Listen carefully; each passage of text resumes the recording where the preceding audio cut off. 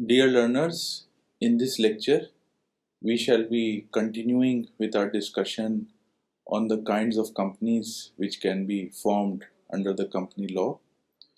This is a continuation of our discussion on the various kinds of business organizations. So, in this series on the kinds of company, in this part as well as the previous four parts, we have examined how various kinds of companies can constitute different types of business organizations. So I'll be taking up the fifth part of this topic in this lecture.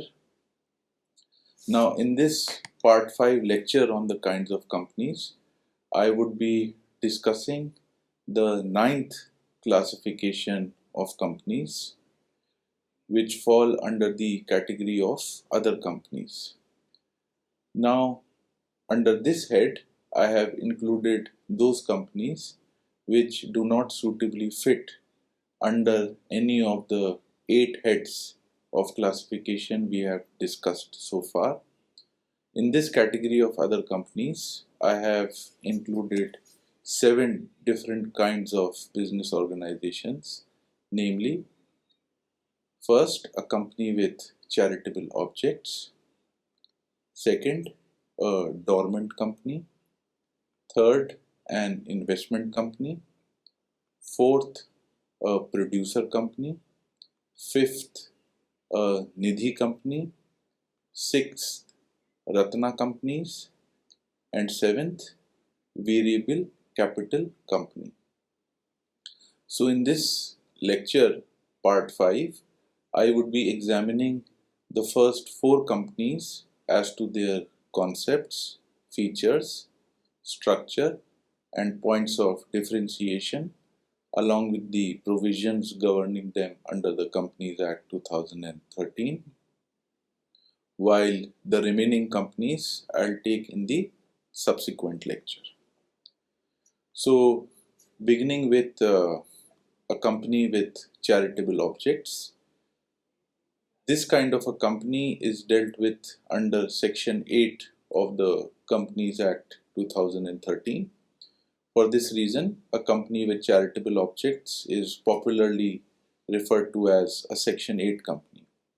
Now, according to this provision, where it is proved to the satisfaction of the central government that a person or an association of persons proposed to register under this act a limited company which, Part A, has in its objects the promotion of commerce, art, science, sports, education, research, social welfare, religion, charity, protection of environment, or any such other object.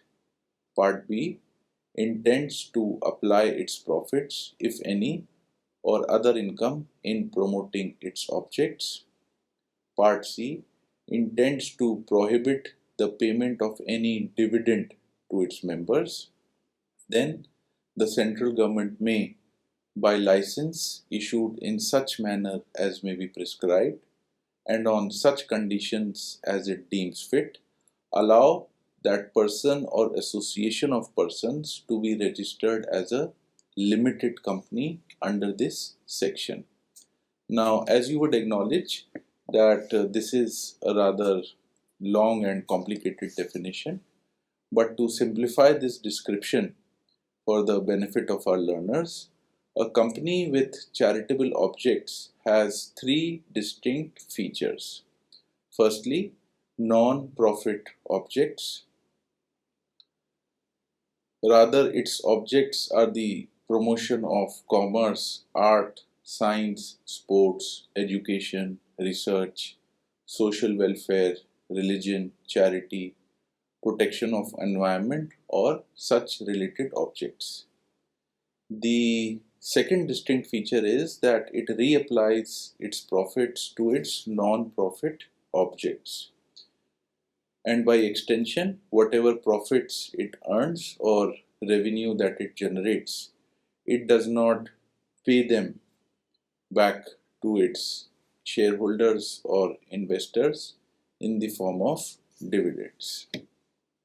Now, some other features of a company with charitable objects, it includes: number one, these are generally company limited by guarantee as defined under Section 2 subclause 21. However, it is not mandatory for a Section 8 company to be a company limited by guarantee. The other feature is that members of a Section 8 company have limited liability, meaning their personal assets are not at risk if the company incurs certain debts. As a Section 8 can only operate if it receives a license from a central government. So, to form a company with charitable objects, prior licensing is required from the Government of India, which is generally issued by the Registrar of Companies. Now, a company with charitable objects is registered as a limited company under this section without the addition to its name of the word limited, or as the case may be, the words private limited.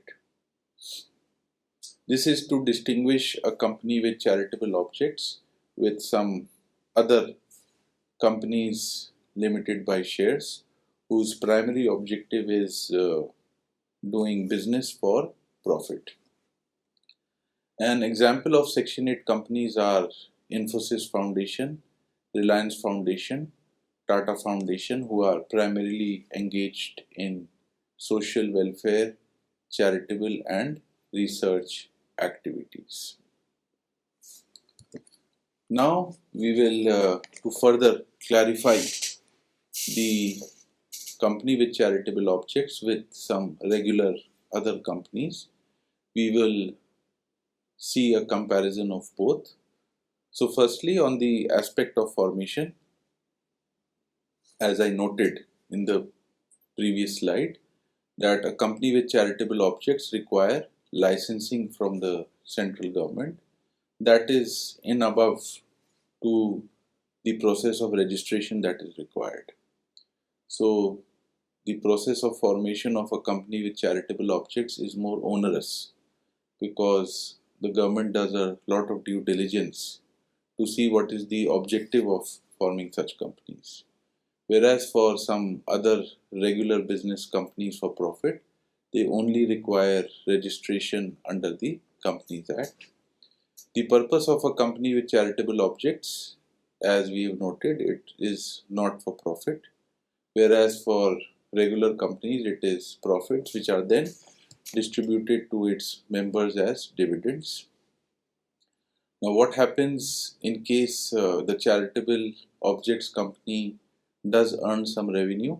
That revenue is kind of reinvested or recycled in companies' charitable activities, whereas in case of other companies it can be distributed to its shareholders or it can be reinvested to further grow the business. The liability of charitable objects company is limited, whereas a company with some regular features, its liability may be limited or unlimited depending upon how it has been registered. Now, to differentiate between a company with charitable objects and other companies, you wouldn't find the word limited or private limited suffixed to them, whereas you will find such words with companies other than charitable objects.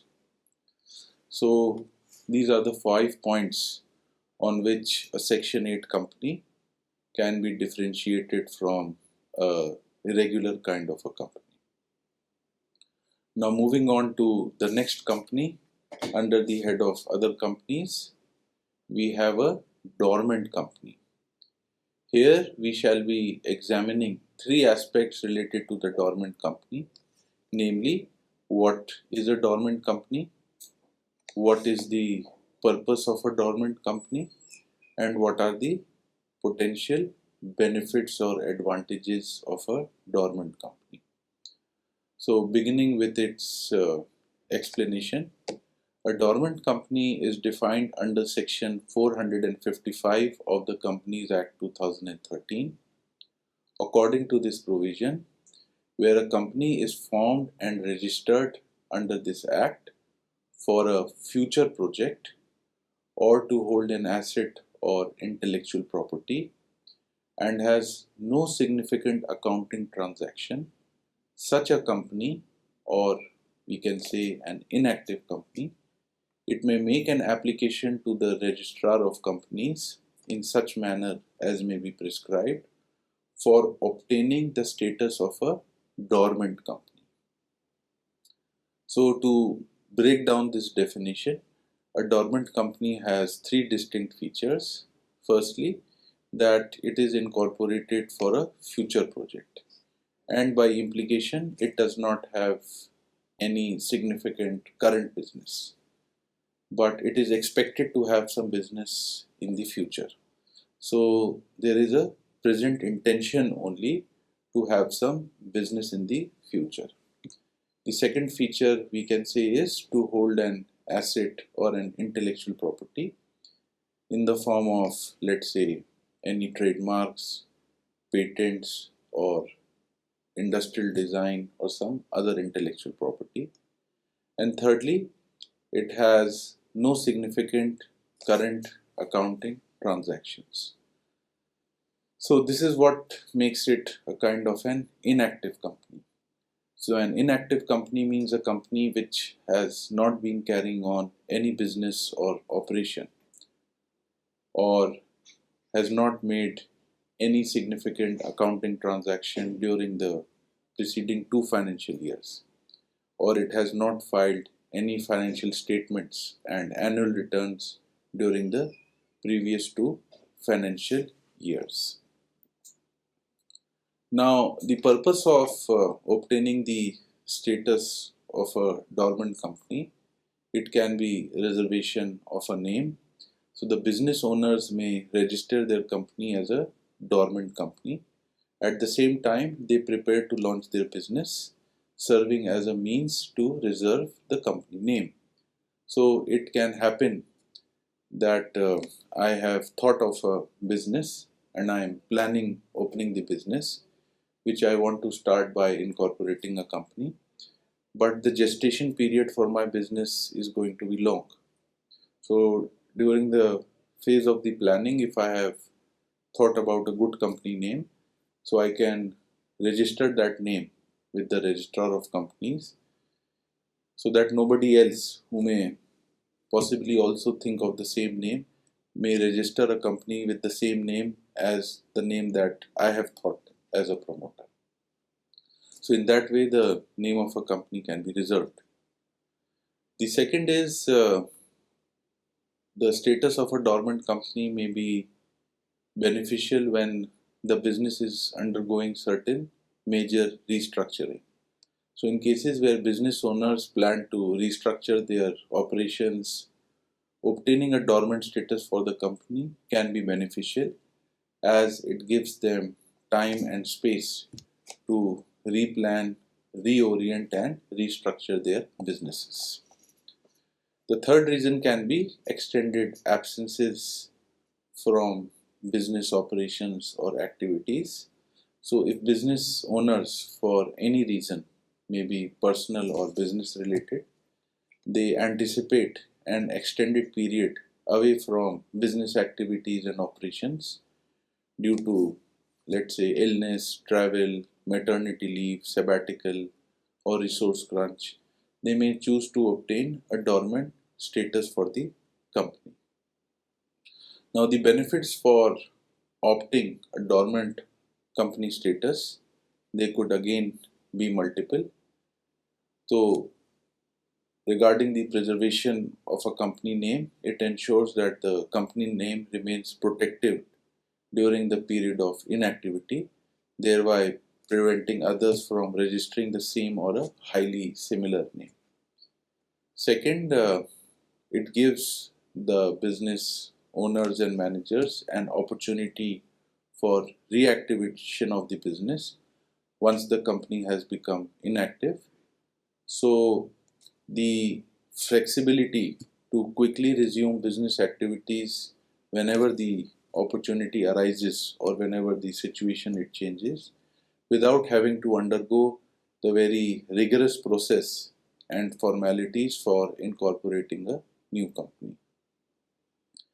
Then on reduced compliance requirements, again it is a benefit of a dormant company, because once a company is transitioned from an active company to a dormant company, it has significantly lower regulatory burden and compliance obligations under the Companies Act 2013. This makes maintaining the company easier and more cost effective. Only a select few provisions of the Companies Act apply to dormant companies, thereby simplifying legal compliance. For example, it requires only one board meeting every 6 months, thereby reducing the administrative burden associated with more frequent meetings required for active companies. Also, a dormant company is exempt from the obligation to rotate its auditors, which is required for active companies to ensure auditor independence. So, a dormant company again is a very recent addition to the Indian company law. It is a new kind of a company that has been introduced under the Companies Act 2013, and especially with regard to intellectual property, this can be very useful. And if I can share one example that I think of, that let us suppose that there is a pharmaceutical company. Now, most of the pharmaceutical companies have got a research and development section. Now, there is a group of scientists or experts that can work in the R&D division of such scientific and pharmaceutical companies. So, let's say that any pharmaceutical company wants to manufacture a new kind of a vaccine for any disease. Let's take dengue for example. There is no vaccine for dengue. So when the research is undertaken for such scientific reasons in the R&D section, and the company is very close to making a breakthrough in such a research, then whatever the new patent is going to be created for that vaccine, then that patent could be transferred in the name of a dormant company. So obviously manufacturing, commercialization, it is going to take some time. But if there are various stakeholders that are involved in the research and development activities and for manufacture of such vaccines, so first the intellectual property, it can be created and it can be transferred to an entity that is a dormant company, in which various stakeholders who have actually contributed to the formation of such patent, they could become stakeholders. So in the meantime, the patent gets ownership through a company. Okay. Now let us move on to another kind of a company. Under the head of other companies, we have an investment company. Now this kind of a company is defined under the explanation to section 186 of the Companies Act 2013. According to this provision, the expression investment company means a company whose principal business is the acquisition of shares, debentures, or other securities. A company will be deemed to be principally engaged in the business of acquisition of shares, debentures, or other securities if its assets in the form of investment in shares, debentures, or other securities constitute not less than 51% of its total assets, or if its income derived from investment business constitutes not less than 50% as a proportion of its gross income. Now this is a rather long and convoluted explanation. To simplify this description for the benefit of our learners, investment companies invest the investments or capital of their clients.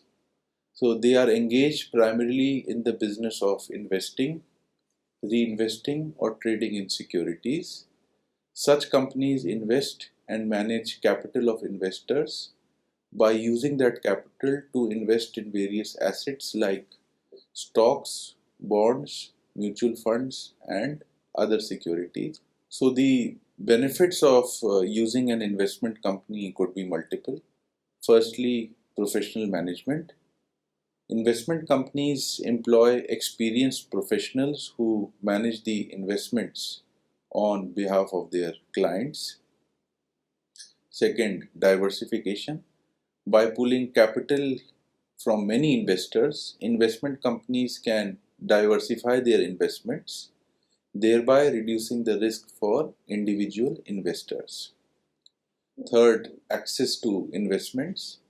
Investment companies can provide access to a wider range of investment opportunities, including those that may not be accessible to individual investors. Fourth, record keeping and reporting. Investment companies handle the complexities of record keeping, accounting, and reporting, saving investors time and effort. Now, there are various kinds of investment companies. One, as an example, I have mentioned here is HDFC Asset Management Company Limited. Now, again, an investment company is a kind of a recent addition to the Indian company law introduced under the Companies Act 2013, the statutory framework of an investment company under Section 186. Now, many of the companies that are engaged in mutual funds, for example.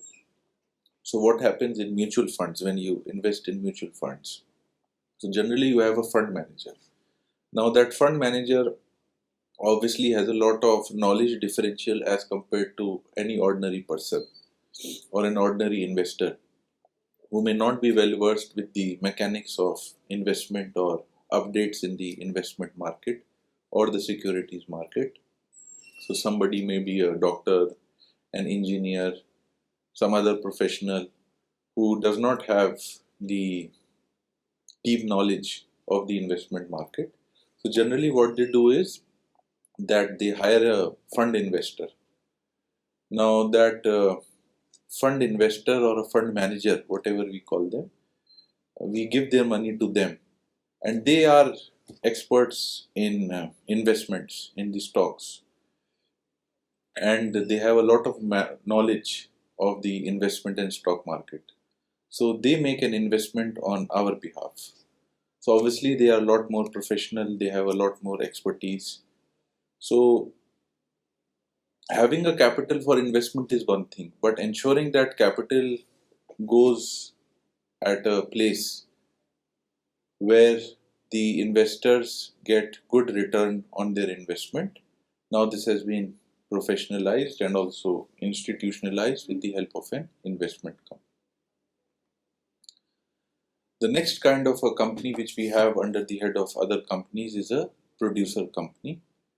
Now they are a very special type of company for the benefit of farmers and agriculturists, together termed as producers. Now provisions relating to a producer company are provided under Chapter 21A of the Companies Act 2013.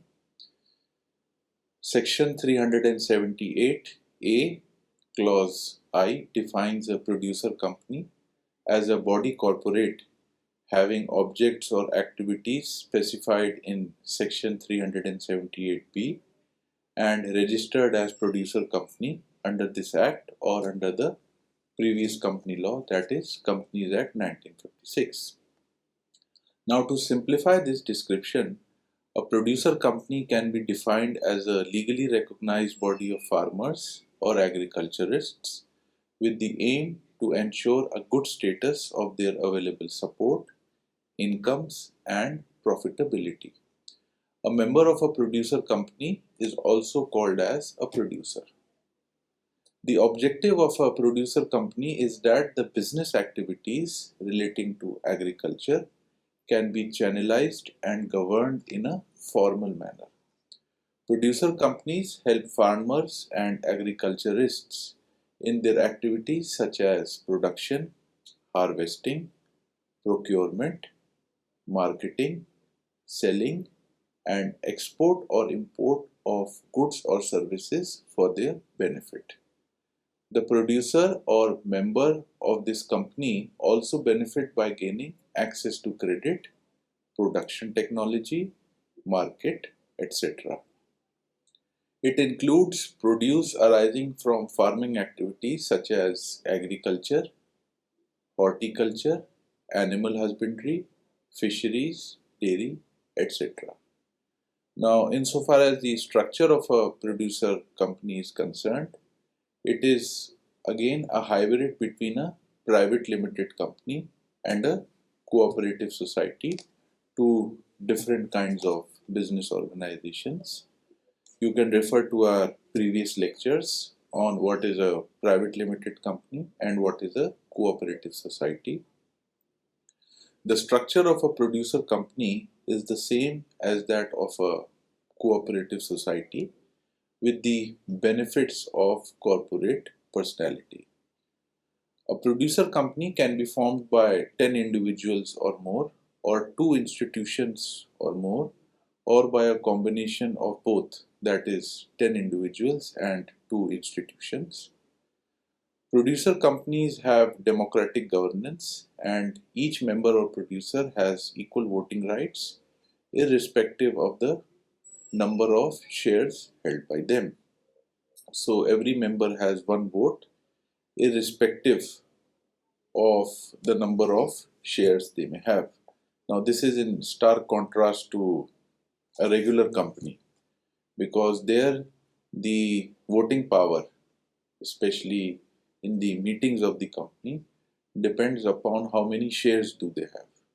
The more the number of shares, the more the voting power. But here there is much more democratic equity. So every member has one vote irrespective of their personal wealth or equity in the producer company. So for these reasons, the producer company is very much like a company and at the same time very much like a cooperative society. So now in that sense, we will be looking at a difference between producer companies and private companies. There are various features on which they can be differentiated, beginning with the number of members. So for a producer company, 10 or more, and for a private company, minimum is 2 or more. The object of a producer company is very specific or limited. So it is only for the benefit of producers as defined under the law, referred to section 378B, whereas a private company can be for any lawful object or activities. They may be profitable or non-profitable, like charitable. So the ambit of activities that a private company can engage in is very wide as compared to a producer company. So a producer company is a very sector specific company for agriculture and producers. The minimum number of directors that are required for a producer company is 5 and for a public company is 2. The liability of a producer company is limited liability, especially to protect the interests of small agriculturists or producers or farmers. So they get the benefit of limited liability, whereas a private company can be incorporated either as a limited company or unlimited company, depending upon the choice of its promoters. Now, as I've already explained, the voting power is different in the two kinds of companies. So for a producer company, one vote for every member, irrespective of how many shares they hold. Whereas the voting power in the meetings of the company of a private company depends upon the number of shares that are held by the shareholder.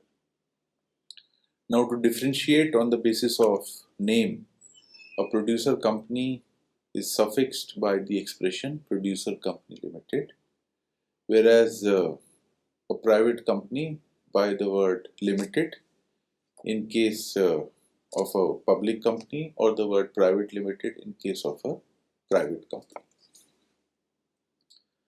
Now, with this, we have closed our discussion on the classification of companies on the basis of other companies. So, in this lecture, we have discussed 4 kinds of other companies, that is, company with charitable objects, dormant company, investment company, and producer company. Now we will be taking up the remaining kinds of companies under the classification head of other companies in the next upcoming lecture. Thank you very much.